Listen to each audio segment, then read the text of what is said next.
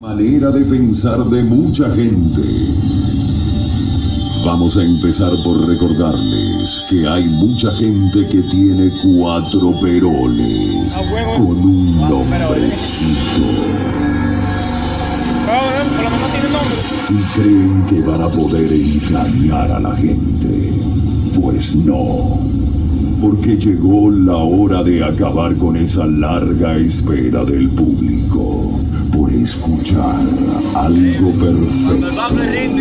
Bueno, observen lo que tienen ante ustedes. No es un sueño ni una realidad virtual. Es un equipo totalmente profesional que, aunque con muchos enemigos, no se rinde.